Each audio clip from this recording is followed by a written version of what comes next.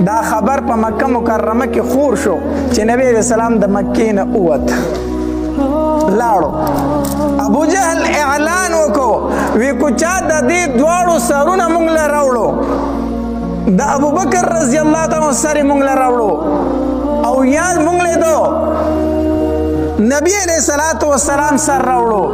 نو هغه انسان له بسل او خان ورکول کېږي. په یو سر باندې سل او خان کې خودل، نو د دواړو د سرونو قیمت یې څو کې خودو 200 او خان. وی کو دا دواړه مونږ له چا ژوندي راوستو یا د دوی سرونه مونږ له راوړو، نو د هر یو تن په سر باندې سل او خان انعام دی. نن سبا هم خلک داسې کوي کنه، د یو مجرمي یا دشمنی و چا سره ویاله کو دا سړی راله چا وجه نه دومره انعام به ورته ورکم.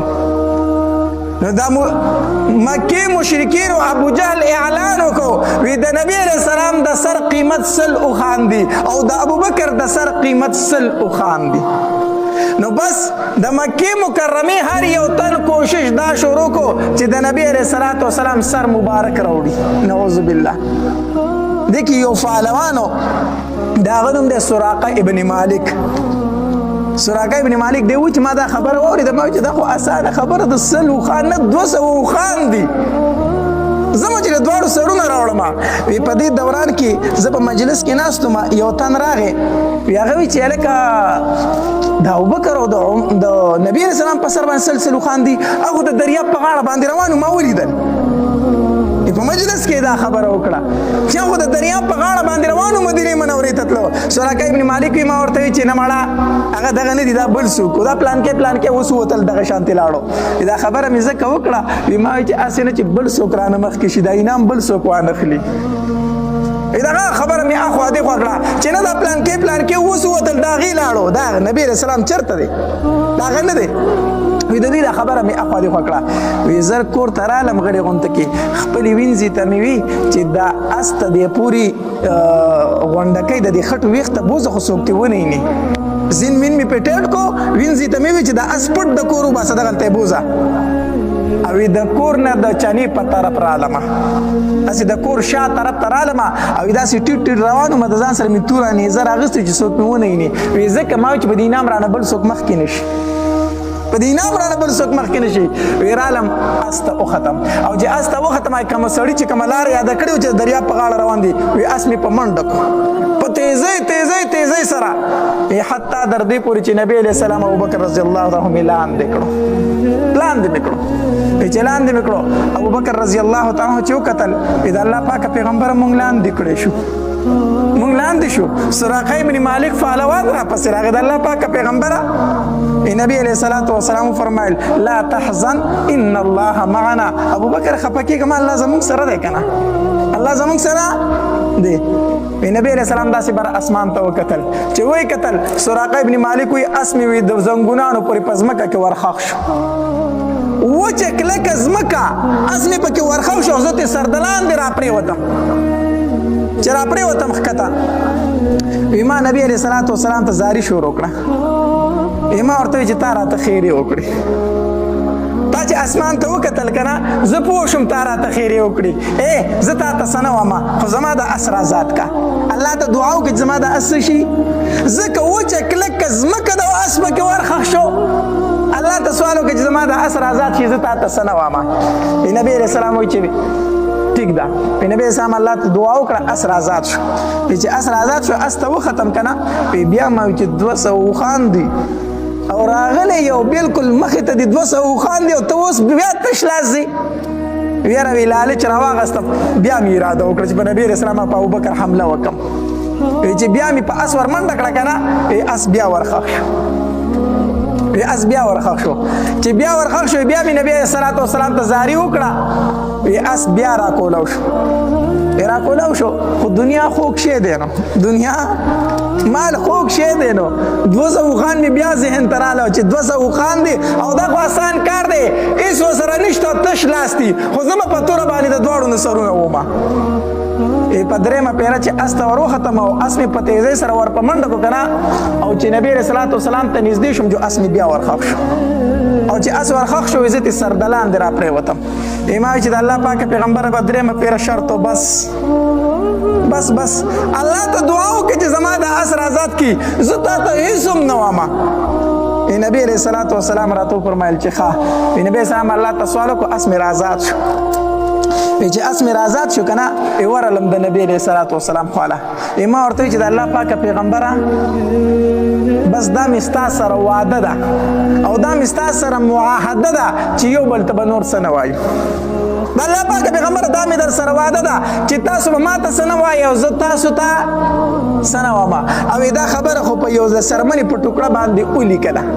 او ما ورته وی چې زه به ستاسو نور حفاظت کوم. استه وختم واپس را روان شو چې را روان شوم مخکې رالم اوس څه کسان دي په دې لاره باندې روان دي دا په نبي علیه السلام پسې روان دي. ما ورته وی چې زی دا لاره ما وکتله دا لاره ما ګوره د الله قدرت ته ګوره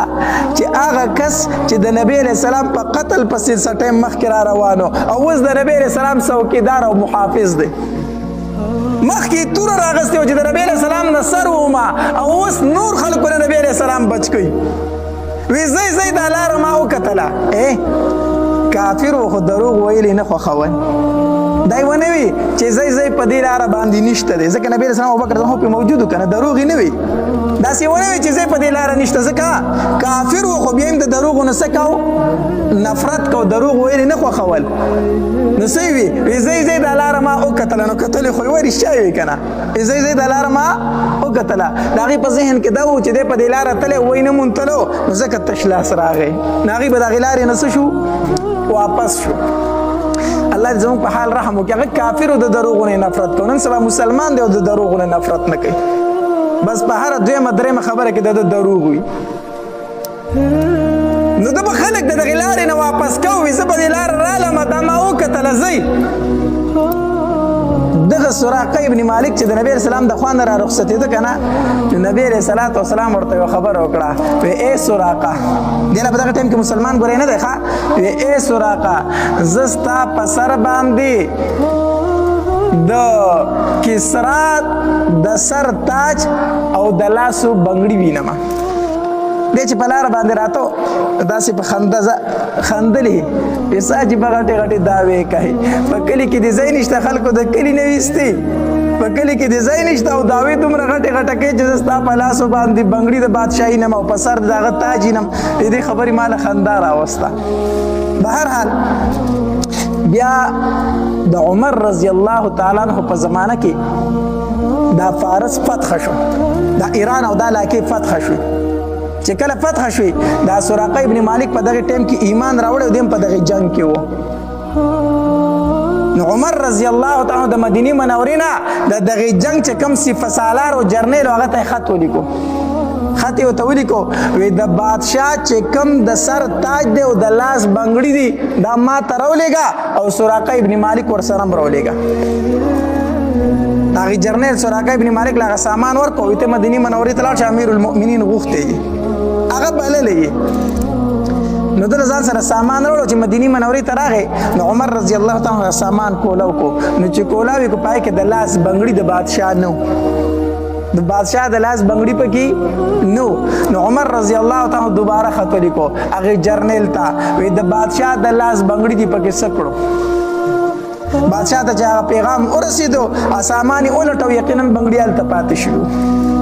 نو هغې واپس هغې کس له ورکړو دا امیر المؤمنین له ورسوه نو چې کله د بادشاه هغه تاج او بنګړي راله که نه عمر رضی الله تعالی یو لویه جلسه مقرر کړه مسجد نبوي کې لویه جلسه یې مقرر کړه ډېره غټه جلسه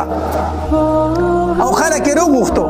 او د بادشاه د لاس هغه بنګړي او تاج هم راوغوښتو چې راوغوښته که نه